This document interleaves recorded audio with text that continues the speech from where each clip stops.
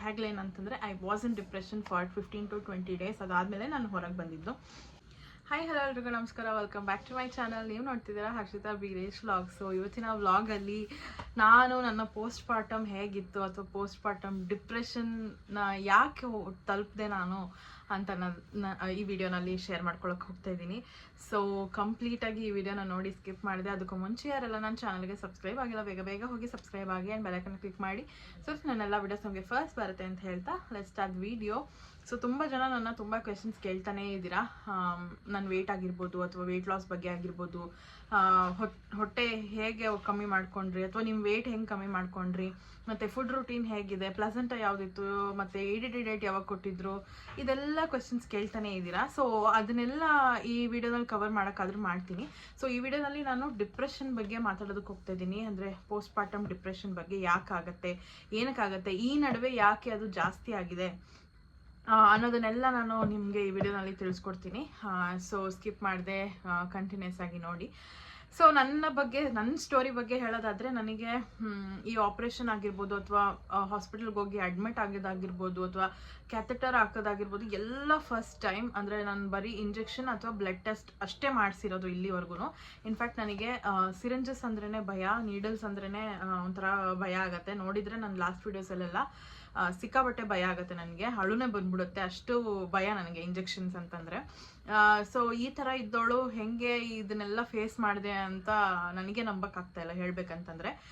Because ನನಗೆ ಮೊದಲೇ hospitals ಅಂದರೆ ಆಗಲ್ಲ. ಆ ಸ್ಮೆಲ್ ಆಗಿರ್ಬೋದು ಅಥವಾ ಅಲ್ಲಿ ಇರೋವಂಥ ವಾತಾವರಣ ಆಗಿರ್ಬೋದು. ನನಗೆ ಲಿಟ್ರಲಿ ಯಾರಾದರೂ ಅಡ್ಮಿಟ್ ಆಗಿದ್ದಾರೆ ಅಂತಂದರೆ ಅವ್ರನ್ನ ನೋಡೋದಕ್ಕೆ ಹೋಗೋದಕ್ಕೂ ಇಷ್ಟ ಆಗಲ್ಲ. ಬಿಕಾಸ್ ಅವ್ರನ್ನ ಆ ಸ್ಥಿತಿನಲ್ಲಿ ನೋಡೋದಕ್ಕೆ ನನಗೆ ಇಷ್ಟ ಇಲ್ಲ ಅಂತ ಅಂದ್ಬಿಟ್ಟು. ಬಟ್ ಅದೇ ಪ್ಲೇಸಲ್ಲಿ ನಾನಿದ್ದೆ ಅಂತ ಹೇಳಿದಾಗ ನನಗೆ ಒಂಥರ ಅದನ್ನು ಅಷ್ಟು ಬೇಗ ತೊಗೊಳೋದಕ್ಕೆ ಆಗಲಿಲ್ಲ. ಬಟ್ ಆದರೂ ನಾನು ಪ್ರಿಪೇರ್ ಆಗಿದ್ದೆ. ಡೆಲಿವರಿಗಾಗಿರ್ಬೋದು ಅಥವಾ ನನ್ನ ಒಂದು ಪ್ರೆಗ್ನೆನ್ಸಿಗಾಗಿರ್ಬೋದು ತುಂಬ ಪ್ರಿಪೇರ್ ಆಗಿದ್ದೆ. But I wasn't prepared for my post partum.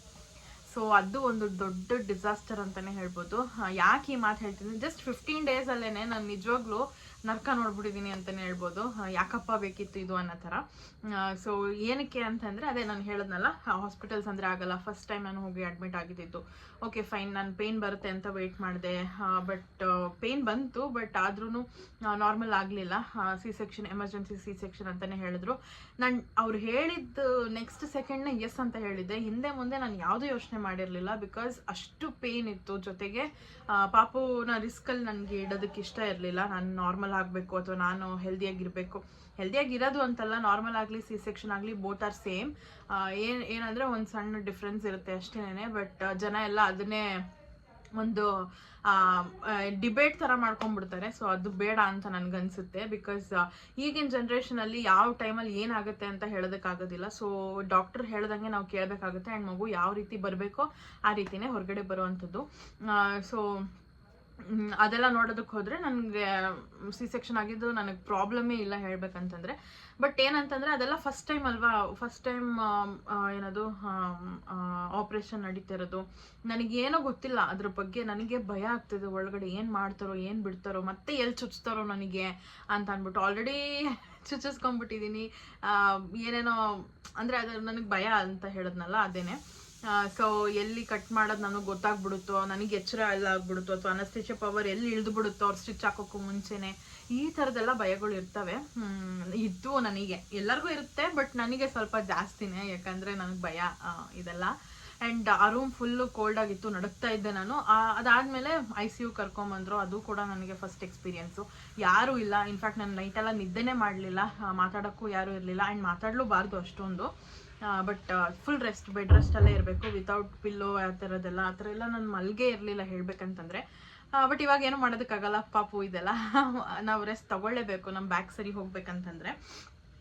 So ಅಲ್ಲಿಂದ ನಾನು ಮನೆಗೆ ಬಂದಮೇಲೆ ಅಲ್ಲೇ ನನಗೆ ಆಲ್ರೆಡಿ ನನಗೆ ಫುಲ್ ಡಿಪ್ರೆಸ್ಡ್ ಆಗಿಬಿಟ್ಟಿದೆ. ಬಿಕಾಸ್ ಮಗು ಅಳ್ತಾನೆ ಇರ್ತಿತ್ತು, ಅದಕ್ಕೆ ಫಾರ್ಮುಲಾ ಕೊಡ್ತಿದ್ರು, ನನ್ನ ಬ್ರೆಸ್ಟ್ ಮಿಲ್ಕ್ ಸೆಕ್ರೆಟ್ ಆಗ್ತಾನೆ ಇರಲಿಲ್ಲ. ಯಾಕೆ ಆಗ್ತಾಯಿಲ್ಲ ನಂದು ಅಂತ ಡೌಟ್ ಬರ್ತಿತ್ತು. ಬೇರೆಯವ್ರದ್ದು ಅಂದರೆ ಇನ್ನೊಬ್ರಿಗೆ ಡೆಲಿವರಿ ಆಗಿತ್ತು, ಅವ್ರದ್ದು ಬರ್ತಿದೆ, ನಂದು ಯಾಕೆ ಬರ್ತಿಲ್ಲ ಅಂತ ಈ ಥರದ್ದೆಲ್ಲ ತಲೆಯಲ್ಲಿ ಓಡೋಕ್ಕೆ ಶುರುವಾಯಿತು. ಜೊತೆಗೆ ನೈಟೆಲ್ಲ ನಿದ್ದೆ ಮಾಡ್ತಿರಲಿಲ್ಲ, ನನಗೂ ನಿದ್ದೆ ಇರ್ತಿರ್ಲಿಲ್ಲ. ಸೊ ಅದೊಂಥರ ನಿದ್ದೆ ಇಲ್ಲದೆ ಇದ್ದಾಗ ಹೆಂಗಾಗುತ್ತೆ ಅಂತ ನಿಮಗೆ ಗೊತ್ತು. ಮನುಷ್ಯನಿಗೆ ಎಷ್ಟು ನಿದ್ದೆ ಇಂಪಾರ್ಟೆಂಟ್ ಅಂತ ಹೇಳೋ ಅವಶ್ಯಕತೆ ಇಲ್ಲ ಅಂತ ಅನಿಸುತ್ತೆ. ಬಿಕಾಸ್ ಅಷ್ಟು ಇಂಪಾರ್ಟೆಂಟ್ ನಿದ್ದೆ, ಅದರಲ್ಲೂ ನನಗಂತೂ ಸಿಕ್ಕಾಬಟ್ಟೆ ಇಂಪಾರ್ಟೆಂಟು. ನಾನು ಬೆಳಗ್ಗೆನೂ ಮಲ್ಕೊತೀನಿ, ರಾತ್ರಿನೂ ಮಲ್ಕೊತೀನಿ, ಮಧ್ಯಾಹ್ನನೂ ಮಲ್ಕೊತೀನಿ. ಸೊ ಈ ಥರ ನನಗೆ ಸ್ಲೀಪ್ ಅಂದರೆ ಸಿಕ್ಕಾಪಟ್ಟೆ ಇಷ್ಟ. ಮಲ್ಕೊಳ್ಳೇಬೇಕು. ಜೊತೆಗೆ ಊಟ, ನನಗೆ ಊಟ ಪರ್ಫೆಕ್ಟಾಗಿಲ್ಲ ಅಂತಂದರೆ, ನನಗಂತಲ್ಲ ಯಾರಿಗಾದ್ರೂ ಅಷ್ಟೇ, ಉಪ್ಪು ಖಾರ ಹುಳಿ ಕರೆಕ್ಟಾಗಿಲ್ಲ ಅಂತಂದರೆ ಮನುಷ್ಯನೇ ಆಗಿರಲ್ಲ. ಸೊ ಆ ಥರದ್ದೆಲ್ಲ ಇರುತ್ತೆ. ಬಟ್ ಈ ಪೋಸ್ಟ್ ಪಾರ್ಟಮಲ್ಲಿ ಆ ಥರದ್ದೆಲ್ಲ ಕೊಡೋದಿಲ್ಲ, ಉಪ್ಪು ಖಾರ ಎಲ್ಲ ಕೊಡೋದಿಲ್ಲ. ನಿಮ್ಗೇನು ಇಷ್ಟನೋ ಅದು ತಿನ್ನೋದಕ್ಕಾಗೋದಿಲ್ಲ. ಇದೊಂದು ಬೇರೆ ಇತ್ತು. ಜೊತೆಗೆ ನಾನು ಮನೆಗೆ ಬಂದ ಮೇಲೂ ಕೂಡ ಒಂದು ರೂಮಲ್ಲೇ ಇರಬೇಕಾಗಿತ್ತು, ಯಾರ ಹತ್ರನೂ ಮಾತಾಡೋಂಗಿರಲಿಲ್ಲ. ಆ್ಯಂಡ್ ನನ್ನ ವಾಯ್ಸ್ ಕೂಡ ತುಂಬ ಲೋ ಆಗಿಬಿಟ್ಟಿತ್ತು. ನಾನು ಜೋರಾಗಿ ಮಾತಾಡೋದಕ್ಕೂ ಆಗ್ತಿರ್ಲಿಲ್ಲ. ಜೋರಾಗಿ ಅಂದರೆ ಕಿವಿಗೆ ಹತ್ತಿ ಎಲ್ಲ ಇಟ್ಬಿಡ್ತಿದ್ರು, ಕಾಲಕ್ಕೆ ಸಾಕ್ಸ್ ಹಾಕು. ಬಟ್ ಸ್ವೆಟರ್ ಅಂತೂ ನಾನು ಹಾಕೇ ಇಲ್ಲ ಬಿಡಿ, ಬಿಕಾಸ್ ನನಗೆ ಸೆಕೆ ತಡೆಯೋಕ್ಕಾಗಲ್ಲ. ನಂದು ಮೊದಲೇ ಹೀಟ್ ಬಾಡಿ, ಸೆಕೆ ತಡೆಯೋಕ್ಕಾಗಲ್ಲ ಅಂತ ನಾನು ಸಾಕ್ಸ್ ಹಾಕ್ತಿರ್ಲಿಲ್ಲ. ಜೊತೆಗೆ ಪಾಪುನು ಪಕ್ಕದಲ್ಲೇ ಮಲಗಿಸ್ಕೊತಿದ್ದೆ, ಅವಳು ಎದೊಳ್ತಿದ್ಲು, ಅವಳು ಎದ್ದಾಗ ಲ್ಯಾಚ್ ಮಾಡಿಸ್ತಿದ್ದೆ. ಜೊತೆಗೆ ಫಾರ್ಮುಲಾನು ಕೊಡ್ತಿದ್ದೆ. ಅಂಡ್ ಪೇನ್ ಬಗ್ಗೆ ನಾನು ಹೇಳಿಲ್ಲ ನಿಮಗೆ, ಸಿ ಸೆಕ್ಷನ್ ಪೇಯ್ನು ಅದು ಅಷ್ಟಿರಲ್ಲ. ಬಟ್ ಆದ್ರೂ ಏನೋ ಒಂದು ಹಾಕಿದ್ದಾರೆ ನಮಗೆ ಸ್ಟಿಚಸ್ಸು ಅನ್ನೋದು ನಮಗೆ ಗೊತ್ತಾಗ್ತಿರುತ್ತೆ. ಬಿಕಾಸ್ 7 ಲೇಯರ್ಸ್ ಕಟ್ ಮಾಡಿ ಹಾಕಿರ್ತಾರೆ. ಸೊ ನಾವು ಎದ್ದೊಳೋದಕ್ಕೂ ಮಲ್ಕೊಳ್ಳೋದಕ್ಕೂ ಅಥವಾ ಎಲ್ಲಾದರೂ ಕುತ್ಕೊಬೇಕಂದ್ರೂ ನಮಗೆ ಸಪೋರ್ಟ್ ಬೇಕಾಗಿರುತ್ತೆ. ಸೊ ಆ ಸಪೋರ್ಟು ನಮಗೆ ನಮ್ಮ ಹಸ್ಬೆಂಡ್ಸೇ ಆಗಿರಬೇಕು ಅಂತ ಆಸೆ ಪಡ್ತೀವಿ. ಸೊ ಅವರು ಕೂಡ ಇದ್ರು, ಬೀರೇಶ್ ಕೂಡ ಇದ್ರು ಎಲ್ಲ ಹೆಲ್ಪ್ ಮಾಡೋದಕ್ಕೆ. ಆ್ಯಂಡ್ ಅಜ್ಜಿ ಮಮ್ಮಿ ಎಲ್ಲರೂ ಹೆಲ್ಪ್ ಮಾಡಿದ್ರು. ಬಟ್ ಆದರೂ ಎಲ್ಲರೂ ಇದ್ರೂ ಯಾರು ಇಲ್ಲದೇ ಇರೋ ಥರ ಫೀಲ್ ಆಗ್ತಾ ಇರುತ್ತೆ ಆ ಟೈಮಲ್ಲಿ. ಆ್ಯಂಡ್ ಇನ್ನು ಪಾಪುಗೆ ಬ್ರೆಸ್ಟ್ ಮಿಲ್ಕ್ ಸೆಕ್ರೆಟ್ ಆಗಿರಲಿಲ್ಲ, ಅವಳು ಅಳ್ತಾನೆ ಇರೋಳು. ಫಾರ್ಮುಲಾ ಮಿಲ್ಕ್ ಕೊಟ್ರು ಸ್ವಲ್ಪ ತಾಯಿದು ಬೇಕಲ್ವಾ ಹಾಲು ಅಂತ ಅಂದ್ಬಿಟ್ಟು ನಾನೇನು ಮಾಡಿದೆ, ಗ್ಯಾಲಕ್ಟೋಸ್ ಅಂತ ಒಂದು ಪೌಡರ್ ಬರುತ್ತೆ, ಅದನ್ನು ಕುಡಿತಿದ್ದೆ. ಇದನ್ನೆಲ್ಲ ನಾನು ಬ್ರೆಸ್ಟ್ ಮಿಲ್ಕ್ ನನ್ನ ಬ್ರೆಸ್ಟ್ ಫೀಡಿಂಗ್ ಜರ್ನಿ ಬಗ್ಗೆ ನಾನು ವಿಡಿಯೋ ಮಾಡ್ತೀನಿ, ಆವಾಗ ಹೇಳ್ತೀನಿ ಯಾವ ಪೌಡ್ರು ಕುಡಿದೆ ಬ್ರೆಸ್ಟ್ ಮಿಲ್ಕ್ ಸೆಕ್ರೀಟ್ ಆಗೋದಕ್ಕೆ, ಅಥವಾ ಏನೇನು ತಿಂದೆ food routine breast milk secrete ಆಗೋದಕ್ಕೆ ಅಂತ ಅಂದ್ಬಿಟ್ಟು ಹೇಳ್ತೀನಿ. ಸೊ ಅದಾದಮೇಲೆ ಅದೇ ಫುಲ್ ನನಗೆ ಅದ್ರ ಜೊತೆಗೆ ನನಗೆ ಊಟಕ್ಕೆ ಉಪ್ಪು ಖಾರ ಎಲ್ಲ ಕಮ್ಮಿ ಕೊಡ್ತಿದ್ರು, ಅದು ಆಗ್ತಿರ್ಲಿಲ್ಲ. ಆ್ಯಂಡ್ ಯಾರ ಹತ್ರನೂ ಮಾತಾಡಂಗಿರ್ತಿರ್ಲಿಲ್ಲ, ಹೊರಗಡೆ ಹೋಗಂಗಿರ್ತಿರ್ಲಿಲ್ಲ. ಆ್ಯಂಡ್ ವಾಶ್ರೂಮ್ಗೆ ಹೋದ್ರು ಅಷ್ಟೇ ನಾನು ಇಂಡಿಯನ್ ಸೀಟ್ ಮೇಲೆ ಕೂತ್ಕೊಳ್ಳೋಕ್ಕಾಗ್ತಿರ್ಲಿಲ್ಲ, ವೆಸ್ಟರ್ನಲ್ಲೇ ಹೋಗಬೇಕಾಗಿತ್ತು. ನನಗೆ ಅದರಲ್ಲಿ ಹೋಗಿ ಅಭ್ಯಾಸನೇ ಇಲ್ಲ ಹೇಳ್ಬೇಕಂತಂದರೆ. ಜೊತೆಗೆ ಮಲ್ಗೆ ಇರಬೇಕು 24 ಗಂಟೆನೋ, ಬೆನ್ನೆಲ್ಲ ನೋವು ಬಂದ್ಬಿಡುತ್ತೆ. ಮಲ್ಗೆ ಇದ್ರೂ ನೋವು ಬರುತ್ತೆ, ಅಥವಾ ಕುತ್ತೆ ಇದ್ರೂ ನೋವು ಬರುತ್ತೆ. ಒಂದೊಂದಲ್ಲ ನಿಜವಾಗ್ಲೂ. ಆ ಟೈಮಲ್ಲಿ ಏನೇನೋ ಯೋಚನೆ ಬಂದ್ಬಿಡುತ್ತೆ. ಎಲ್ಲರೂ ಇದ್ದರೂ ಏನೂ ಇಲ್ಲದೆ ಇರೋ ಥರ ಫೀಲ್ ಆಗುತ್ತೆ. ನಾನು ಎಷ್ಟೊಂದು ಸತಿ ಅತ್ತೆ ಬಿಟ್ಟಿದ್ದೀನಿ. ಇನ್ಫ್ಯಾಕ್ಟ್ ನಾನು ಆ ಟೈಮಲ್ಲಿ ವೀಡಿಯೋ ಮಾಡ್ಕೊಳ್ಳೋಣ ಅಂತ ಮಾಡ್ಕೊಂಡ್ರೂ ಆ ವಿಡಿಯೋ ಫುಲ್ ಅಳ್ತಾನೆ ಇರ್ತಿದ್ದೆ ಅನಿಸುತ್ತೆ. ಸೊ ಅದಕ್ಕೆ ನಾನು ಆ ಟೈಮಲ್ಲಿ ಮಾಡಲಿಲ್ಲ. ಇವಾಗ ನೋಡ್ಬೋದು ನಾನು ಎಷ್ಟು ಗೆಲುವಾಗಿದ್ದೀನಿ ಅಂತ ಅಂದ್ಬಿಟ್ಟು. ಬಟ್ ಅವಾಗ ಹಂಗಿರಲಿಲ್ಲ. ನಾನು ಯಾರು ಬಂದು ಹೆಂಗಿದ್ಯಮ್ಮ ಅಂತ ಕೇಳಿದ್ರೆ ಸಾಕು ಕಣ್ಣಲ್ಲಿ ನೀರು ಬಂದ್ಬಿಡ್ತಿತ್ತು, ಅಷ್ಟು ಡಿಪ್ರೆಸ್ಡ್ ಆಗಿಬಿಟ್ಟಿದ್ದೆ. ಯಾಕೆ ಅಂತಂದರೆ ನಮಗೆ ಫುಡ್ ಕರೆಕ್ಟಾಗಿಲ್ಲ ಅಂತಂದಾಗಲೂ ಆಗುತ್ತೆ. ಜೊತೆಗೆ ನಾವು ಮೆಡಿಸಿನ್ಸ್ ತೊಗೊತಾ ಇರ್ತೀವಿ. ಜೊತೆಗೆ ಪೇಯ್ನ್ ಕಮ್ಮಿ ಆಗಲಿ ಅಂತ ಅಂದ್ಬಿಟ್ಟು ಅವರು ಏನೇನೋ ಮೆಡಿಸಿನ್ಸ್ ಹಾಕಿರ್ತಾರೆ. ಸೊ ಅದರಿಂದೆಲ್ಲ ಸ್ವಲ್ಪ ನಮ್ಮ ಬಾಡಿ ಎಲ್ಲ ಲೂಸ್ ಆದಂಗೆ ಆಗ್ಬಿಟ್ಟಿರುತ್ತೆ. ಏನೋ ನಮಗೆ ಎಕ್ಸ್ಟರ್ನಲ್ ಸಪೋರ್ಟಿಂದ ಅಷ್ಟೇ ನಾವಿದ್ದೀವಿ, ನಮ್ಮ ಬಾಡಿನಲ್ಲಿ ಏನೂ ಇಲ್ಲ ಅನ್ನೋ ಥರ ಫೀಲ್ ಆಗ್ತಾ ಇರುತ್ತೆ. ಫುಲ್ ಲೂಸ್ ಆಗಿ ಈ ಥರ ಒಂಥರ ಏನೋ ನಮ್ಮ ಬಾಡಿಯಿಂದ ಏನೋ ಒಂದು ಕಳ್ಕೊಂಬಿಟ್ಟಿದ್ದೀವೇನೋ ಅನ್ನೋ ಥರ ಅನಿಸ್ತಾ ಇರುತ್ತೆ. ಸೊ ಆ ಟೈಮಲ್ಲಿ ತುಂಬ ಗೋತ್ರು ಆಗಿದ್ದೀನಿ ನಾನು. ಜಸ್ಟ್ ಒಂದು 15 ಡೇಸಲ್ಲೇ ನನಗೆ ಯಾಕಪ್ಪ ಬೇಕಿತ್ತು ಅಂತ ಅನ್ನಿಸ್ಬಿಡ್ತು ನಿಜವಾಗ್ಲೂ. ಜೊತೆಗೆ ಬ್ರೆಸ್ಟ್ ಮಿಲ್ಕ್ ಸೆಕ್ರೀಟ್ ಆದಮೇಲೂ ಕೂಡ ಅದ್ರ ಪೇಯ್ನ್ ಇದೆಯಲ್ಲ, ಅನ್ಬೇರೇಬಲ್. ನಿಜವಾಗ್ಲೂ ನಾನು ಹೆದರಿಸ್ತಾ ಇಲ್ಲ ಯಾರಿಗೂ, ನಿಜ ಸಿಕ್ಕಾಪಟ್ಟೆ ಪೇಯ್ನ್ ಆಗುತ್ತೆ. ಬ್ರೆಸ್ಟ್ ಮಿಲ್ಕ್ದು ಏನು ಪೇಯ್ನ್ ಇರುತ್ತೆ, ಬ್ರೆಸ್ಟ್ ಪೇಯ್ನು, ಅದು ಇಲ್ಲಿ ಕತ್ತಿಂದೆಲ್ಲ ಎಳಿತಾ ಇರುತ್ತೆ ಹಂಗೇನೆ.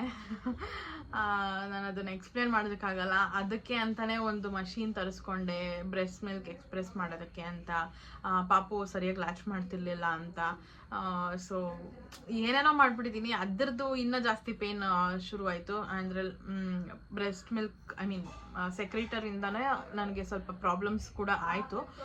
ಅದನ್ನು ಹೇಳ್ತೀನಿ ನಾನು ಮುಂದೆ ವಿಡಿಯೋನಲ್ಲಿ. ಇವಾಗ ಸದ್ಯಕ್ಕೆ ಡಿಪ್ರೆಷನ್ ಬಗ್ಗೆ ಹೇಳೋಣ.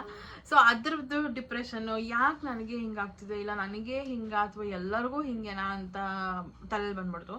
ಆ್ಯಂಡ್ ನಮ್ಮ ಮನೇಲಿ ಹೆಂಗೆ ಅಂತಂದರೆ ನಮ್ಮ ಮಮ್ಮಿ ಎಲ್ಲ ಅವ್ರ ಬಾಣಂತನದಲ್ಲಿ ಅಜ್ಜಿನೇ ಮಾಡಿದ್ದು. ಸೊ ಅವರು ಒಂದು 3 months ಫುಲ್ ಮಲ್ಗೆ ಇದ್ರಂತೆ. ಬರೀ ಎದೊಳೋದು, ಊಟ ಮಾಡೋದು, ಮಗುಗೆ ಹಾಲು ಕುಡಿಸೋದು, ಸ್ನಾನ ಮಾಡೋದು, ಮತ್ತು ಮಲ್ಗೋದು, ಇಷ್ಟೇ ಆಗಿತ್ತು. ಅವ್ರಿಗೆ ಡಿಪ್ರೆಷನ್ ಅಂದರೆ ಏನಂತ ಗೊತ್ತಿಲ್ಲ, ಪೋಸ್ಟ್ ಪಾರ್ಟಮ್ ಅಂದರೆ ಏನಂತ ಗೊತ್ತಿಲ್ಲ. ಬಟ್ ಇವಾಗಿನ ಜನ್ರೇಷನಲ್ಲಿ ನಮಗೆ ಎಲ್ಲನೂ ಗೊತ್ತಾಗ್ತಿದೆ. ಆ್ಯಂಡ್ ಇನ್ನೊಂದು ಏನಂತಂದರೆ ನಾನು ಏನದು ಪೋಸ್ಟ್ ಪಾರ್ಟಮ್ಗೆ ರೆಡಿ ಇರಲಿಲ್ಲ, ಆ್ಯಕ್ಚುಲಿ ಪ್ರಿಪೇರ್ ಆಗಿರಲಿಲ್ಲ ನಾನು. ನಾನು ಯಾಕೆ ಆ ಥರ ತಪ್ಪು ಮಾಡಿದೆ ಅಂತ ನನಗೆ ಗೊತ್ತಾಗ್ತಿಲ್ಲ. ಬಿಕಾಸ್ ನನಗೆ ಹೆಂಗೆ ಅಂತಂದರೆ, ನಾನು ಎಲ್ಲಾದರೂ ಹೋಗ್ತಿದ್ದೀನಿ ಅಂತಂದರೆ ನಂಗೆ ಮುಂಚೆನೇ ಗೊತ್ತಿರಬೇಕು, ನನ್ನ ಮೈಂಡಲ್ಲಿ ಪ್ರಿಪೇರ್ ಆಗಿರಬೇಕು. ಎಲ್ಲರೂ ಹಿಂಗೆ ಇರ್ತಾರೆ ಅಂತ ನಾನು ಹೇಳೋದಕ್ಕಾಗಲ್ಲ.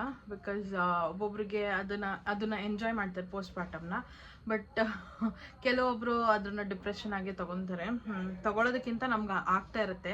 ಸೊ ಎಲ್ಲರೂ ಇದ್ರೂ ಯಾರೂ ಇಲ್ಲ ಅನ್ನೋ ಥರ. ಬಿಕಾಸ್ ಒಂದೇ ರೂಮಲ್ಲಿ ಕೂಡಾಕಿರ್ತಾರೆ, ಜೊತೆಗೆ ಯಾರೂ ಬರೋಂಗಿಲ್ಲ, ಯಾರೂ ಹೋಗೋಂಗಿಲ್ಲ, ಮಾತಾಡೋಂಗಿಲ್ಲ ಜಾಸ್ತಿ. ಜೊತೆಗೆ ಮಲ್ಗೆ ಇರಬೇಕು, ಎದ್ದು ಕೂತ್ಕೊಳ್ಳೋಂಗೂ ಇಲ್ಲ. ಕೂತ್ಕೊಳ್ಳೋದು ಅಂತಂದರೆ ಪಾಪುಗೆ ಫೀಡ್ ಮಾಡೋದಕ್ಕೆ ಮಾತ್ರ ಕೂತ್ಕೊಬೇಕಿತ್ತು, ಅದು ಬಿಟ್ಟರೆ ಇನ್ನು ಕೂತ್ಕೊಳ್ಳೋಂಗೆ ಇರಲಿಲ್ಲ. ನಂದು 9 ದಿನದ್ದು ಸೂತಕ ಕಳ್ಕೊಳ್ಳೋದಿತ್ತಲ್ಲ ಪಾಪುದು. ಸೊ ಅವಾಗೂ ಅಷ್ಟೇ ನನ್ನ ಕಸಿನ್ಸ್ ಎಲ್ಲ ಬಂದ್ಬಿಟ್ಟು ಯಾಕೆ ಈ ಥರ ಇದೆಯಾ, ಹರ್ಷಿತಾನೇ ಅಲ್ಲ ನೀನು ಅನ್ನೋ ಥರನೇ ಹೇಳಿದ್ರು. ಬಿಕಾಸ್ ಅಷ್ಟು ಡಿಪ್ರೆಸ್ಡ್ ಆಗಿಬಿಟ್ಟಿದ್ದೆ. ಯಪ್ಪ ಏನೂ ಬೇಡ, ಆ ಪೇಯ್ನು ಅದೆಲ್ಲ ನೋಡ್ತಿದ್ದಾಗ ನನಗೆ ಯಾಕೆ ಬೇಕಿತ್ತು ಅನ್ನಿಸ್ಬಿಡ್ತು ಒಂದು ಸೆಕೆಂಡಿಗೆ. ಬಿಕಾಸ್ ಅಷ್ಟು ಒಂಥರ ವೀಕ್ ಆಗಿಬಿಟ್ಟಿದ್ದೆ, ಡೌನ್ ಆಗಿಬಿಟ್ಟಿದ್ದೆ ನೀವು ನಂದು ಹಿಂದಿನ ವೀಡಿಯೋಸ್ ನೋಡಿದರೆ ಅಥವಾ ನನ್ನನ್ನು ರೆಗ್ಯುಲರಾಗಿ ಫಾಲೋ ಮಾಡ್ತಿದ್ರೆ ನಿಮಗೆ ಗೊತ್ತಿರುತ್ತೆ ನಾನು ಯಾವ ಥರ ಹುಡುಗಿ ಅಂತ ಅಂದ್ಬಿಟ್ಟು. ತುಂಬ ಬೋಲ್ಡ್, ಯಾವುದಕ್ಕೂ ಹೆದರ್ಕೊಳ್ಳಲ್ಲ, ಆ್ಯಂಡ್ ತುಂಬ ಸ್ಟ್ರೇಟ್ ಫಾರ್ವರ್ಡಾಗಿ ಮಾತಾಡ್ತೀನಿ. ಬಟ್ ನಂದು ಒಂದು ಪೋಸ್ಟ್ ಪಾರ್ಟಮ್ ಜರ್ನಿ 15 days ಏನಿತ್ತಲ್ಲ, ಅದಂತೂ ಡಿಫ್ರೆಂಟ್ ಹರ್ಷಿತಾನೇ ಆಗ್ಬಿಟ್ಟಿದ್ದೆ ನಾನು. ಅವಾಗ ಯಾವುದೇ ರೀತಿಯಾದ ವೀಡಿಯೋಸ್ ಏನೂ ಮಾಡ್ಕೊಂಡಿರಲಿಲ್ಲ. ಸೊ ಅದನ್ನು ತೋರಿಸೋದಕ್ಕಾಗೋದಿಲ್ಲ. ಬಟ್ ಹೇಳ್ಬೋದಷ್ಟೇನೆ. ತುಂಬ ಕಷ್ಟ ಆಗಿತ್ತು ನನಗಂತೂ. ತುಂಬ ಜನ ಈ ಥರ ಗೋತ್ರು ಆಗಿರ್ತೀರ, ಬಟ್ ಅದನ್ನು ಹೇಳ್ಕೊಳ್ಳೋದಕ್ಕಾಗೋದಿಲ್ಲ ಒಬ್ಬರ ಹತ್ರ. ಈಗ ನಾವು ಅಜ್ಜಿ ಹತ್ರ ಆಗಿರ್ಬೋದು, ಮಮ್ಮಿ ಹತ್ರ ಹೇಳ್ಕೊತೀವಿ ಅಂತಂದರೆ ಆಡ್ಕೊಂಡು ನಗ್ತಾರೆ ಅವ್ರು. ನಿಜವಾಗ್ಲೂ ದೇವರಾಣೆ ಹೇಳ್ತೀನಿ, ಅದು ಇನ್ನೂ ಬೇಜಾರಾಗತ್ತೆ. ಬಿಕಾಸ್ ನಕ್ಕೊಂಡು ಅಯ್ಯೋ ನಮ್ಗೆ ಈ ಥರ ಎಲ್ಲ ಏನೂ ಇರಲಿಲ್ಲ, ನೀವೇ ಅಪ್ಪ ಹಿಂಗೆ ಹೇಳ್ತಾ ಇರೋದು ಅಂತೆಲ್ಲ ಮಾತಾಡಿದಾಗ ನಿಜವಾಗ್ಲೂ ಸಿಟ್ಟು ಬರುತ್ತೆ. ಆವಾಗಲೇ ಅಳು ಬರೋದು, ಸಿಟ್ಟು ಬಂದಾಗಲೇ ತಾನೇ ಅಳು ಬರೋದು. ಬಟ್ ಬೀರೇಶ್ ಆ ಟೈಮಲ್ಲಿ ನನಗೆ ತುಂಬಾ ಬ್ಯಾಕ್ ಸಪೋರ್ಟ್ ಆಗಿ ನಿಂತಿದ್ರು. ತುಂಬ ಅಂದರೆ ಅವರು ಕನ್ಸೋಲ್ ಮಾಡ್ತಿದ್ರು. ಯು ಕ್ಯಾನ್ ಡೂ ಇಟ್, ನಿನ್ನ ಕೈಯಲ್ಲಿ ಆಗುತ್ತೆ, ಇಷ್ಟೇ ಮಾಡಿದೆಯಂತೆ, ಇನ್ನು ಇದನ್ನು ಕ್ರಾಸ್ ಮಾಡೋದಕ್ಕಾಗಲ್ವಾ ನೀನು, ಈ ಥರದ್ದೆಲ್ಲ ಒಂದು ಪಾಸಿಟಿವ್ ಮಾತುಗಳನ್ನ ಆಡಿ ನನ್ನನ್ನು ಸಮಾಧಾನ ಮಾಡ್ತಿದ್ರು. ಲಿಟ್ರಲಿ ಹೇಳ್ಬೇಕಂತಂದರೆ ಇಟ್ಸ್ ಓಕೆ, ಪರವಾಗಿಲ್ಲ, ಟೈಮ್ ತಗೋ, ಎಲ್ಲರಿಗೂ ಸ್ಟಾರ್ಟಿಂಗಲ್ಲೇ ಎಲ್ಲನೂ ಬಂದ್ಬಿಡಲ್ಲ ಅಥವಾ ಎಲ್ಲನೂ ಕಲ್ತು ಬಿಡಲ್ಲ, ಇಟ್ಸ್ ಓಕೆ ಅಂತ ಹೇಳ್ತಿದ್ರು. ನನಗೆ ಹೆಂಗೆ ಅನ್ಸ್ಬಿಡ್ತಂದರೆ, ನಾನು ಒಂದೊಳ್ಳೆ ತಾಯಿನ, ಈ ಮಗುಗೆ ನಾನು ಚೆನ್ನಾಗಿ ನೋಡ್ಕೊಳ್ಳೋದಕ್ಕಾಗುತ್ತಾ, ಈಗಲೇ ನನಗೆ ನೋಡ್ಕೊಳ್ಳೋದಕ್ಕಾಗ್ತಿಲ್ಲ, ಮುಂದಕ್ಕೆ ಹೆಂಗೆ ಏನು ಎತ್ತ, ಈ ಥರ ಫುಲ್ ಯೋಚನೆಗಳು ಬಂದ್ಬಿಡ್ತು. ಸೊ ಅದು ಸ್ವಲ್ಪ ಬೇಜಾರಾಗುತ್ತೆ. ಹೋಗ್ತಾ ಹೋಗ್ತಾ ಹೋಗ್ತಾ ನಮಗೆ ಅಡ್ಜಸ್ಟ್ ಆಗುತ್ತೆ, ನಮಗೂ ಸ್ಲೀಪ್ ರೂಟೀನ್ ಎಲ್ಲ ಚೇಂಜ್ ಆಗುತ್ತೆ. ಆದ್ರೂ ಪಾಪು ಹತ್ತಾಗ ಬೇಜಾರಾಗಿ ಆಗುತ್ತೆ. ಬಟ್ ಅವಳು ನಗ್ನಾಗ್ತಾ ಇದ್ದಾಗ ಅಥವಾ ಆರಾಮಾಗಿದ್ದಾಗ ಸ್ವಲ್ಪ ಪೀಸ್ಫುಲ್ ಮೈಂಡ್ ಇರುತ್ತೆ. ಇವಾಗ ನನಗೆ ಹೆಂಗಿದೆಯೋ ಆ ಥರ. ಸೊ ಅಡ್ಜಸ್ಟ್ ಆಗಿಬಿಡ್ತೀವಿ ಹೋಗ್ತಾ ಹೋಗ್ತಾ. ಬಟ್ ಆ ಫೇಸ್ ಏನಿದೆಯಲ್ಲ, ಒಂದು 15 to 20 days ತುಂಬ ಕಷ್ಟ ಇರುತ್ತೆ. ನನಗೆ ಕಷ್ಟ ಆಯಿತು, ಬಟ್ ಯಾರಿಗೆ ಹೆಂಗೆ ಅಂತ ಗೊತ್ತಿಲ್ಲ. ಸೊ ನಿಮ್ಮದು ಏನಾದರೂ ಪೋಸ್ಟ್ ಮಾರ್ಟಮ್ ಜರ್ನಿ ವಿಡಿಯೋ ಇತ್ತು ಅಂತಂದರೆ ದಯವಿಟ್ಟು ಶೇರ್ ಮಾಡ್ಕೊಳ್ಳಿ. ಸೊ ಸ್ವಲ್ಪ ಜನಕ್ಕೆ ಗೊತ್ತಾಗುತ್ತೆ ಏನು ಎತ್ತ ಅಂತ ಅಂದ್ಬಿಟ್ಟು. ಇವಾಗೆಲ್ಲ ಕಾಮನ್ ಆಗಿಬಿಟ್ಟಿದೆ ಪೋಸ್ಟ್ ಪಾರ್ಟಮ್ ಡಿಪ್ರೆಷನ್ ಅನ್ನೋದು. ಬಟ್ ಆವಾಗಿನ ಕಾಲದವ್ರಿಗೆ ಆ ಥರದ್ದೆಲ್ಲ ಇರಲಿಲ್ಲ. ಬಿಕಾಸ್ ಅವ್ರ ಫುಡ್ ಹಂಗಿತ್ತು ಅಥವಾ ರುಟೀನ್ ಹಂಗಿತ್ತು, ಮೆಂಟಲಿ ಸ್ಟ್ರೆಸ್ಡ್ ಆಗ್ತಿರ್ಲಿಲ್ಲ ಯಾರೂ, ಈಸಿಯಾಗಿ ತೊಗೊಳ್ಳೋರು. ಬಟ್ ಇವಾಗ ಆ ಥರ ಇಲ್ಲ. ಮೆಡಿಸಿನ್ಸ್ ಆಗಿರ್ಬೋದು ಅಥವಾ ಪೊಲ್ಯೂಷನ್ ಆಗಿರ್ಬೋದು, ನಾವು ತಿನ್ನೋ ಆಹಾರದಲ್ಲಿ ಏರುಪೇರು ಆಗಿರ್ಬೋದು, ಎಲ್ಲನೂ ಆಗ್ತಾ ಇದೆ. ಸೊ ಈ ಟೈಮಲ್ಲಿ ಡಿಪ್ರೆಷನ್ ಅನ್ನೋದು ಬರೋದು ಸಹಜ, ಸರ್ವೇ ಸಾಮಾನ್ಯ. ಬಟ್ ಕೆಲವೊಬ್ರಿಗೆ ಇರೋದಿಲ್ಲ. ನಾನು ಹೇಳ್ದಂಗೆ ಅವರು ಲೈಟಾಗೆ ತೊಗೊತಿರ್ತಾರೆ. ಬಿಕಾಸ್ ಅವ್ರಿಗೆ ಆ ಒಂದು ಲೋನ್ಲಿನೆಸ್ಸಲ್ಲಿ ಇದ್ದು ಅಭ್ಯಾಸ ಆಗ್ಬಿಟ್ಟಿರುತ್ತೆ, ಇರ್ತಾರೆ. ಬಟ್ ನನಗೆ ಆ ಥರ ಇಲ್ಲ. ನನಗೆ 4 ಜನ ಜೊತೆ ಮಾತಾಡ್ತಿರ್ಬೇಕು ಅಥವಾ ಹೊರಗಡೆ ಹೋಗ್ತಿರ್ಬೇಕು, ಮನೇಲೇ ಇದ್ದು ನನಗೆ ಅಭ್ಯಾಸನೇ ಇಲ್ಲ ಹೇಳ್ಬೇಕಂದ್ರೆ. ಇದ್ರೂ ನಾನು ಒಂದು 4 ಜನ ಜೊತೆ ಮಾತಾಡಬೇಕು, ಈ ಥರ ಇರ್ತಿತ್ತು. ಆ್ಯಂಡ್ ಇನ್ಫ್ಯಾಕ್ಟ್ ನಾನು ಆ ಥರ ಪೋಸ್ಟ್ ಪಾರ್ಟಮಲ್ಲಿ ನಾನು ಫೋನೇ ನೋಡಿಲ್ಲ ಹೇಳ್ಬೇಕಂದ್ರೆ. ಒಂದು 15 to 20 days ನಾನು ಫೋನೇ ನೋಡಿಲ್ಲ. ಫೋನ್ ಎಲ್ಲೋ ಬಿಸಾಕ್ಬಿಟ್ಟಿರ್ತಿದ್ದೆ, ನಾನೇ ಇರ್ತಿದ್ದೆ. ಒಂಥರ ಫೋನ್ ನೋಡೋಕ್ಕೂ ಮನಸ್ಸಿರ್ತಿರ್ಲಿಲ್ಲ, ಏನಪ್ಪ ನೋಡೋದು ಅಂತ. ಜೊತೆಗೆ ಫೋನ್ ನೋಡಿದ್ರೆ ತಲೆನೋವು ಎಲ್ಲಿ ಬಂದ್ಬಿಡುತ್ತೆ. ಇವಾಗ C-section ಆಗಿರೋದ್ರಿಂದ ನಾವು ಮಲ್ಕೊಂಡೇ ಇರಬೇಕಾಗತ್ತೆ. ಜಾಸ್ತಿ ಫೋನ್ ನೋಡಿದ್ರೆ ತಲೆನೋವು ಬರೋ ಚಾನ್ಸಸ್ ಇರುತ್ತೆ. ಸೊ ಅದು ನಮ್ಮ ಇಡೀ ಲೈಫ್ ಪೂರ್ತಿ ಇರುತ್ತೆ ತಲೆನೋವು. ಸೊ ಅದ್ರದ್ದು ಭಯ ಇತ್ತು. ಒಂಥರ ಬ್ಯಾಟಲ್ನೇ ಫೇಸ್ ಮಾಡ್ಕೊಂಡು ಬಂದಿದ್ದೀನೇನೋ ಅಂತ ಅನ್ನಿಸ್ತಾ ಇದೆ. ಆ ಟೈಮಲ್ಲಿ ನಿಜವಾಗ್ಲೂ ಹೆಂಗೆ ಅನ್ನಿಸ್ಬಿಡ್ತಂದ್ರೆ, ಯಪ್ಪ ಹೆಂಗುರು ಸಾಕ್ತಾರೆ ಅಷ್ಟು ಜನ. ಅಂದರೆ ಆಗಿನ ಕಾಲದಲ್ಲೆಲ್ಲ ತುಂಬ ಜನ ಮಕ್ಕಳನ್ನ ಮಾಡ್ಕೊತಿದ್ರಲ್ಲ. ಸೊ ಹೆಂಗೆ ಸಾಕ್ತಿದ್ರು ನಮ್ಮನ್ನು, ನಮ್ಮ ಅಪ್ಪ ಅಮ್ಮ ಎಲ್ಲ ಹೆಂಗೆ ಸಾಕಿದ್ರು, ನಾನು ಅದೇ ಕೇಳ್ತಾ ಇರ್ತೀನಿ ಯಾವಾಗ್ಲೂ, ಹೆಂಗೆ ನೋಡ್ಕೊತಿದ್ರಿ ನಮ್ಮನ್ನು ಅಂತ ಅಂದ್ಬಿಟ್ಟು. ಬಟ್ ನಮ್ಮನ್ನು ಅಥವಾ ನನ್ನ ತಂಗಿನ ನೋಡ್ಕೊಂಡಿದ್ದೆಲ್ಲ ನಮ್ಮ ಅಜ್ಜಿನೇ. ನಮ್ಮ ಮಮ್ಮಿಗೆ ಫುಲ್ ರೆಸ್ಟ್ ಇತ್ತು ಅವಾಗ ಹೇಳ್ಬೇಕಂತಂದರೆ. ಅದಕ್ಕೆ ಶಿ ಈಸ್ ಫೈನ್ ಇವತ್ತು. ಟಚ್ವುಡ್ ಅವ್ರಿಗೇನು ಆಗಬಾರ್ದು. ಅಂದರೆ ಬ್ಯಾಕ್ ಪೇನಿಂದ ಆಗಿರ್ಬೋದು ಅಥವಾ ಡಿಪ್ರೆಷನ್ ಆ ಥರದ್ದೆಲ್ಲ ಏನೂ ಇಲ್ಲ ಅವರಿಗೆ. ಸೊ ಏನೇ ಆದ್ರೂ ನಮ್ಮ ಮೈಂಡ್ನ ಸೆಟಪ್ ಮಾಡ್ಕೊಬೇಕಷ್ಟೇನೆ. ಇದೆಲ್ಲ ಟೆಂಪ್ರವರಿ ಅಂತ ಅಂದ್ಬಿಟ್ಟು ಆ ಮೂಮೆಂಟ್ನ ಎಂಜಾಯ್ ಮಾಡಬೇಕು. ಬಟ್ ಫಸ್ಟ್ 15 ಡೇಸ್ ಅಂತೂ ನಾನು ಹೇಳೋದಕ್ಕಾಗೋದಿಲ್ಲ ಎಂಜಾಯ್ ಮಾಡಿ ಅಂತ ಪೋಸ್ಟ್ ಪಾರ್ಟಮಲ್ಲಿ. ಬಿಕಾಸ್ ಅದು ಅಷ್ಟೇ ವರ್ಸ್ಟ್ ಆಗಿರುತ್ತೆ. ಅಷ್ಟುದ್ದ ಸ್ಟಿಚ್ ಹಾಕಿಸ್ಕೊಂಡು ಮಗುನೂ ನೋಡಿಕೊಂಡು ಊಟನೂ ಸರಿಯಾಗಿಲ್ಲದೆ, ನಿದ್ದೆ ಸರಿಯಾಗಿಲ್ಲದೆ, ಈ ಬೇರೆ ಬೇರೆ ಥರದ ಟೆನ್ಷನ್ಗಳು, ಅಂದರೆ ಬ್ರೆಸ್ಟ್ ಮಿಲ್ಕ್ ಬರ್ತಿರಲ್ಲ ಅಥವಾ ಲ್ಯಾಚಿಂಗ್ ಮಾಡ್ತಿರಲ್ಲ ಅಥವಾ ಪೇನ್ ಇರುತ್ತೆ. ಓ ಮೈ ಗಾಡ್, ಒಂದ ಎರಡ ಎಷ್ಟು ಗೋತ್ರು ಆಗ್ತೀವಿ ನಾವು ಅಂತ ಅನ್ಸ್ಬಿಡುತ್ತೆ. ಸೊ ಆ ಟೈಮಲ್ಲಿ ಹಸ್ಬೆಂಡ್ ಸಪೋರ್ಟ್ ತುಂಬಾ ಮುಖ್ಯ. ಸೊ ಯಾರಾದರೂ ಹಸ್ಬೆಂಡ್ಸ್ ನೋಡ್ತಿದ್ದೀರಾ ಅಥವಾ ವೈಫ್ಸೇ ನೋಡ್ತಿದ್ದೀರಾ ಅಂದರೆ ನಿಮ್ಮ ಹಸ್ಬೆಂಡ್ಸ್ಗೆ ಶೇರ್ ಮಾಡಿ. ಆರ್ ಯಾರನ್ನೋ ಹುಡುಗರು ನೋಡ್ತಿದ್ದೀರಾ ಅಂತಂದರೆ ತಿಳ್ಕೊಳ್ಳಿ. ನಿಜವಾಗ್ಲೂ ಆ ಟೈಮಲ್ಲಿ ಅಥವಾ ಯಾವುದೇ ಒಂದು ಟೈಮಲ್ಲಿ ಆಗಿರ್ಬೋದು, ಹುಡುಗಿಗೆ ಒಬ್ಬ ಗಂಡನೇ ಎಲ್ಲ ಅಂತ ಹೇಳ್ಬೋದು. ಬಿಕಾಸ್ ಯಾರೇ ಬಂದು ಕನ್ಸೋಲ್ ಮಾಡಿದ್ರು, ಯಾರೇ ಜೊತೆಗಿರ್ತೀನಿ ಅಂತಂದ್ರು ಕೊನೆಯವ್ರಿಗೂ ಇರೋದೇ ಗಂಡ. ಸೊ ಅವ್ರ ಸಪೋರ್ಟ್ ಇರಲೇಬೇಕು, ತುಂಬ ಮುಖ್ಯ ಆಗತ್ತೆ. ಸೊ ಬೀರೇಶ್ವರ್ ಅಷ್ಟೇನೆ ತುಂಬ ಸಪೋರ್ಟಿವ್ ಆಗಿದ್ರು. ಫಸ್ಟು ನೀನು ಚೆನ್ನಾಗಿರು, ಆಮೇಲೆ ತಾನೇ ನಿನ್ನ ಮಗುನ ನೋಡ್ಕೊಳ್ಳೋದಕ್ಕಾಗೋದು ಅಂತೆಲ್ಲ ಹೇಳಿ ಒಂಥರ ಸಮಾಧಾನ ಮಾಡಿ ಒಳ್ಳೆ ಮಾತಾಡಿದ್ರು. ಸೊ ಆವಾಗ ಸ್ವಲ್ಪ ರಿಕವರ್ ಆಗ್ತಾ ಬಂದೆ. ಬಟ್ ಆದರೂ ಅಜ್ಜಿ ಮಮ್ಮಿ ಎಲ್ಲ ಒಂಥರ ಇದು ಮಾಡೋರು, ಆಡ್ಕೊಳ್ಳೋರು, ಏನು ಕಳ್ತಿದ್ಯಾ, ಆಮೇಲೆ ಇನ್ನೊಂದು ಹೇಳಬೇಕು, ಏನು ಕಳ್ತಾ ಇದೆಯಾ, ಮಗುಗೆ ಹಾಲು ಕಮ್ಮಿ ಆಗ್ಬಿಡುತ್ತೆ, ಹಂಗಾಗುತ್ತೆ ಹಿಂಗಾಗುತ್ತೆ ಅಂತ ಮತ್ತೆ ನನಗೆ ಭಯಕ್ಕೆ ಸ್ಟಾರ್ಟ್ ಮಾಡ್ತೀರ. ಅದಿನ್ನೂ ಡಿಪ್ರೆಸ್ಡ್ ಫೀಲ್ ಮಾಡಿಸುತ್ತೆ ನನಗಂತೂ. ಬಿಕಾಸ್ ಆ ಟೈಮಲ್ಲಿ ನಮ್ಗೆ ಯಾವ ಥರ ಏನು ಆಗ್ತಿರುತ್ತೆ, ಏನು ನಡೀತದೆ ನಮ್ಮ ಸುತ್ತಮುತ್ತ ಅಥವಾ ನಮ್ಮ ಮನಸ್ಸಲ್ಲಿ ಏನು ನಡೀತಾ ಇದೆ ಅನ್ನೋದೇ ನಮ್ಗೆ ಅರ್ಥನೇ ಆಗ್ತಿರಲ್ಲ ಹೇಳ್ಬೇಕಂತಂದರೆ.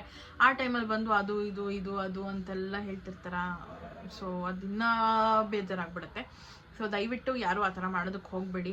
ಇನ್ ಕೇಸ್ ನಿಮ್ಮ ಮನೇಲಿ ಯಾರಾದರೂ ಏನದು ಪೋಸ್ಟ್ ಪಾರ್ಟಮ್ ಲೇಡೀಸ್ ಇದ್ದಾರೆ ಅಂತಂದರೆ. ಆ್ಯಂಡ್ ನಾನು ಯೂಟ್ಯೂಬಲ್ಲಿ ಕೂಡ ನೋಡಿದ್ದೀನಿ, ತುಂಬ ಜನ ಇವಾಗ ಮಕ್ಕಳಾಗಿರೋರೆಲ್ಲ ವೀಡಿಯೋ ಮಾಡ್ಕೊಂಡು ರೀಲ್ಸ್ ಮಾಡಿಕೊಂಡು ಆರಾಮಾಗಿದ್ದಾರೆ. ಸೊ ಅದು ಒಂಥರ ಬೇರೆ ಥರನೇ, ಅದರಿಂದ ಹೊರಗೆ ಬರೋದಕ್ಕೆ ಅಂತಲೇ ಅವ್ರ ಹತ್ರ ಎಲ್ಲ ಮಾಡ್ತಿರ್ತಾರೆ. ಸೊ ಅದೊಂಥರ ಚೇಂಜ್ ಆಫ್ ಎನ್ವಿರಾನ್ಮೆಂಟ್ ಆಗುತ್ತೆ ಅವರಿಗೆ. ಸೊ ಅದು ಮಾಡಿದಾಗ್ಲೂ ಯಾರು ರಿಸ್ಟ್ರಿಕ್ಟ್ ಮಾಡೋದಕ್ಕೆ ಹೋಗಬೇಡಿ. ಬಿಕಾಸ್ ನಮ್ಗಳಿಗೆ ಮನೇಲೇ ಇದ್ದು ಅಥವಾ 4 ಗೋಡೆ ಮಧ್ಯೆ ಇದ್ದು ಅಭ್ಯಾಸ ಇಲ್ಲ. ಒಂದು 4 ಜನ ಜೊತೆ ಬೆರಿಬೇಕು ಅಥವಾ ನಮ್ಮನ್ನು ನಾವು ಖುಷಿಯಾಗಿ ಇಟ್ಕೊಬೇಕಂದ್ರೆ ನಮ್ಗೇನು ಇಷ್ಟನೋ ಅದನ್ನು ನಾವು ಮಾಡಬೇಕು. ಅದು ಪೋಸ್ಟ್ ಪಾರ್ಟಮ್ ಆಗಿರೋದು ಅಥವಾ ಬೇರೆ ಯಾವ ಟೈಮಲ್ಲಾದರೂ ಆಗಿರ್ಬೋದು. ನಾವು ಚೆನ್ನಾಗಿದ್ರೆ ತಾನೆ ನಾವು ನಮ್ಮ ಮಗುನ ಚೆನ್ನಾಗಿ ನೋಡ್ಕೊಳ್ಳೋದಕ್ಕಾಗೋದು. ಸೊ ಅದಕ್ಕೆ ನಾನು ವೀಡಿಯೋಸ್ನ ಸ್ಟಾರ್ಟ್ ಮಾಡಿದೆ ಆ್ಯಂಡ್ ರೀಲ್ಸ್ನು ಮಾಡೋದಕ್ಕೆ ಸ್ಟಾರ್ಟ್ ಮಾಡಿದೆ. ಆ್ಯಂಡ್ ಇನ್ನೊಂದು ಏನಂತಂದರೆ, ರೀಲ್ಸ್ ಮಾಡೋದಕ್ಕೆ ತುಂಬ ಜನ ಅಂದ್ಕೊಂಡಿರ್ತೀರ, ಏನು ಹೇಳೋ 1 ತಿಂಗಳಿಗೆಲ್ಲ ಈ ಥರ ರೀಲ್ಸ್ ಮಾಡ್ತೀಯಾಳೆ, ಹಿಂಗೆಲ್ಲ ಮಾಡಬಾರ್ದು, ಹಾಗೆ ಹಿಂಗೆ ಅಂತೆಲ್ಲ ಅಂತ ಅಂದ್ಕೊಂಡಿರ್ಬೋದು. ನಾನು ಇಷ್ಟೆಲ್ಲ ಗೋತ್ರು ಆಗಿದ್ದೀನಿ. ಅದರಿಂದ ಹೊರಗೆ ಬರಬೇಕಂತಂದರೆ ನನ್ನನ್ನು ನಾನು ಎನ್ಕರೇಜ್ ಮಾಡ್ಕೊಳ್ಳೋದ್ರಲ್ಲಿ ಯಾವುದೇ ರೀತಿ ತಪ್ಪಿಲ್ಲ ಅಂತ ನನಗನ್ಸುತ್ತೆ. ಬಿಕಾಸ್ ಅಷ್ಟು ದಿನವೂ ನಾನು ಒಂಥರ ಸಪ್ಪೆ ಮುಖ ಇಟ್ಕೊಂಡು, ಮುಖ ಡಲ್ ಆಗಿರುತ್ತೆ, ತಲೆ ಬಾಚಿರಲ್ಲ, ನಾನು ನೀಟಾಗಿ ರೆಡಿ ಆಗೋಕ್ಕಾಗಿರಲ್ಲ, ಒಂದು ಲಿಪ್ ಕೇರ್ ಹಾಕೋಕ್ಕಾಗಿರಲ್ಲ. ಇದೆಲ್ಲ ಇದ್ದಾಗ ನನ್ಗನ್ಸುತ್ತೆ, ಯಪ್ಪ ಏನಿದು ಈ ಥರ ಇದ್ದೀನಿ ನನ್ನನ್ನೇ ನಾನು ಕನ್ನಡಿಲಿ ನೋಡ್ಕೊಂಡಾಗ ಏನು ಈ ಥರ ಆಗ್ಬಿಟ್ಟಿದೆ ನಮ್ಮ ಮುಖ. ಈಗಲೂ ಅಷ್ಟು ನೋಡ್ತಿರ್ಬೋದು ಎಷ್ಟೊಂದು ಪಿಂಪಲ್ಸ್ ಇದೆ. ನನಗನ್ಸುತ್ತೆ ಏನಕ್ಕೆ ಇಷ್ಟೊಂದು ಪಿಂಪಲ್ಸ್ ಆಗಿದೆ, ಫಸ್ಟ್ ಇದನ್ನೆಲ್ಲ ಕ್ಲಿಯರ್ ಮಾಡ್ಕೊಬೇಕು, ನಾನು ಚೆನ್ನಾಗಿ ಕಾಣಬೇಕು. ನಾನು ಚೆನ್ನಾಗಿ ಕಂಡ್ರೆ ನನಗೊಂದು ಹ್ಯಾಪಿನೆಸ್ ಇರುತ್ತೆ ಒಳಗಡೆ. ಓಕೆ, ನಾನು ಐ ಆಮ್ ಫೈನ್, ಇವಾಗ ನಾನು ತುಂಬ ಪ್ರಿಪೇರ್ ಆಗಿಬಿಟ್ಟಿದ್ದೀನಿ. ಸೊ ನಾನು ಮಗು ನೋಡ್ಕೊಳ್ಳೋದಕ್ಕೂ ಚೆನ್ನಾಗಿ ಪ್ರಿಪೇರ್ ಆಗ್ತೀನಿ. ಬಟ್ ಕೆಲವೊಬ್ರು ಅನ್ಕೊಂತಾರೆ ಏನಕ್ಕೆ ಈ ಥರ ಎಲ್ಲ ರೀಲ್ಸ್ ಮಾಡ್ತಾಳೆ ಹಂಗೆ ಹಿಂಗೆ ಅಂತ. ನನ್ನನ್ನು ನಾನು ಬ್ಯುಸಿಯಾಗಿ ಇಟ್ಕೊಳ್ಳೋದಕ್ಕೆ ಟ್ರೈ ಮಾಡ್ತಿದ್ದೀನಿ. ಸೊ ದಯವಿಟ್ಟು ಯಾರು ಅದ್ರ ಬಗ್ಗೆ ಕಮೆಂಟ್ ಮಾಡೋದಕ್ಕೆ ಹೋಗಬೇಡಿ. ಬಿಕಾಸ್ ನನಗೆ ಮಾತ್ರ ಗೊತ್ತು ನಾನು ಏನು ಗೋತ್ರು ಆಗಿದ್ದೀನಿ ಪೋಸ್ಟ್ ಪಾರ್ಟಮಲ್ಲಿ ಅಂತ ಅಂದ್ಬಿಟ್ಟು. ಸೊ ಅದರಿಂದ ಒಂಚೂರಾದರೂ ಹೊರಗೆ ಬರೋದಕ್ಕೆ, ಅಟ್ಲೀಸ್ಟ್ ನಾನು ಹೊರಗೆ ಹೋಗಿ ಏನೂ ಮಾಡೋದಕ್ಕಾಗೋದಿಲ್ಲ, ಮನೇಲೇ ಏನಾಗುತ್ತೋ ನನ್ನ ಕೈಲಿ ಏನು ಸಾಧ್ಯನೋ ಅದನ್ನು ಮಾಡಿ ನನ್ನನ್ನು ನಾನು ಬ್ಯುಸಿಯಾಗಿ ಇಟ್ಕೊಳ್ಳೋಕೆ ಟ್ರೈ ಮಾಡ್ತಿದ್ದೀನಿ. ಆ್ಯಂಡ್ ನನ್ನ ಮೈಂಡ್ನ ನಾನು ಫ್ರೀಯಾಗಿ ಇಟ್ಕೊಳ್ಳೋಕೆ ಟ್ರೈ ಮಾಡ್ತಿದ್ದೀನಿ. ಸೊ ಅದರಲ್ಲಿ ಯಾವುದೇ ರೀತಿಯ ತಪ್ಪಿಲ್ಲ ಅಂತ ನನಗನ್ಸುತ್ತೆ. ನಾನೇನು ಹೊರಗಡೆ ಹೋಗೆಲ್ಲ ರೀಲ್ಸ್ ಮಾಡ್ತಿಲ್ಲ, ಹೊರಗಡೆ ಹೋಗೆಲ್ಲ ವೀಡಿಯೋಸ್ ಮಾಡ್ತಿಲ್ಲ. ಸೊ ಮನೇಲೇ ಕುತ್ಕೊಂಡು ನನ್ನ ಕೈಲಿ ಎಷ್ಟಾಗುತ್ತೋ ಅಷ್ಟು ಮಾಡ್ತಿದ್ದೀನಿ. ಜೊತೆಗೆ ನನಗೆ ಏನೇನಾಗಿತ್ತು ಅದನ್ನೆಲ್ಲ ಇನ್ಫಾರ್ಮೇಷನ್ ನಿಮ್ಗಳಿಗೆ ಶೇರ್ ಮಾಡ್ಕೊತಾ ಇದ್ದೀನಿ. ಸೊ ಇದಿಷ್ಟು ಇವತ್ತಿನ ಟಾಪಿಕ್ ಆಗಿತ್ತು. ನಾನು ವೆಯ್ಟ್ ಲಾಸ್ ಬಗ್ಗೆ ಆಗಿರ್ಬೋದು ಅಥವಾ ನಾನು ಹೇಗೆ ವೆಯ್ಟ್ ರಿಡ್ಯೂಸ್ ಮಾಡ್ಕೊಂಡು ಏನೇನು ತಿಂದೆ ಅದಕ್ಕೆ, ಜೊತೆಗೆ ಪೀರಿಯಡ್ಸ್ ಎಲ್ಲ ಯಾವಾಗ ಸ್ಟಾಪ್ ಆಯಿತು ಅನ್ನೋದು ನಾನು ನೆಕ್ಸ್ಟ್ ವೀಡಿಯೋ ನಾನು ಹೇಳ್ತೀನಿ. ಇದು ಆಲ್ರೆಡಿ ಲಾಂಗ್ ಆಗಿಬಿಟ್ಟಿದೆ ವೀಡಿಯೋ. ಟೋಟಲ್ ಆಗಿ ಐ ವಾಸ್ ಇನ್ ಡಿಪ್ರೆಷನ್. ಹೇಳ್ಬೇಕಂತಂದ್ರೆ ಒಂದು ಟ್ಯಾಗ್ಲೈನ್ ಅಂತಂದರೆ I was in depression for 15 to 20 days. ಅದಾದಮೇಲೆ ನಾನು ಹೊರಗೆ ಬಂದಿದ್ದು. ಸೊ ಐ ಥಿಂಕ್ ಎಲ್ಲರೂ ಗೋ ಥ್ರೂ ಆಗಿರ್ತೀರಾ, ಬಟ್ ಒಬ್ಬೊಬ್ರು ಹೇಳ್ಕೊತಾರೆ, ಒಬ್ಬೊಬ್ರು ಹೇಳ್ಕೊಳ್ಳೋದಿಲ್ಲ. ಸೊ ಇನ್ ಕೇಸ್ ನಿಮ್ಗೆ ಏನಾದರೂ ನಿಮ್ಮ ಸ್ಟೋರಿ ಹೇಳ್ಕೊಬೇಕು ಅಂತ ಅನಿಸುತ್ತೆ, ನನ್ನ ಕಮೆಂಟ್ ಬಾಕ್ಸಲ್ಲಿ ತಿಳಿಸಿ. ಆ್ಯಂಡ್ ಏನೇ ಕ್ವೆಶ್ಚನ್ ಇದ್ರೂ ತಿಳಿಸಿ, ನಾನು ಅದಕ್ಕೆ ಆದಷ್ಟು ರಿಪ್ಲೈ ಮಾಡೋದಕ್ಕೆ ಟ್ರೈ ಮಾಡ್ತೀನಿ. ಜೊತೆಗೆ ವಿಡಿಯೋ ಕೂಡ ಮಾಡಿ ಆನ್ಸರ್ ಮಾಡೋದಕ್ಕೆ ಟ್ರೈ ಮಾಡ್ತೀನಿ. ಸೊ ಐ ಹೋಪ್ ನಿಮ್ಮೆಲ್ಲರಿಗೂ ಈ ವಿಡಿಯೋ ಇಷ್ಟ ಆಗಿದೆ ಅಂತ. ಇಷ್ಟ ಆಗಿದ್ದಲ್ಲಿ ಲೈಕ್ ಮಾಡಿ, ಶೇರ್ ಮಾಡಿ, ಕಮೆಂಟ್ ಮಾಡಿ, ಆ್ಯಂಡ್ ಸಬ್ಸ್ಕ್ರೈಬ್ ಮಾಡ್ಕೊಳ್ಳಿ. ಬೆಲ್ಲೈಕನ್ನ ಕ್ಲಿಕ್ ಮಾಡಿ, ಸೊ ನನ್ನೆಲ್ಲ ವಿಡಿಯೋಸ್ ನಿಮಗೆ ಫಸ್ಟ್ ಬರುತ್ತೆ ಅಂತ ಹೇಳ್ತಾ thank you so much for watching. Bye.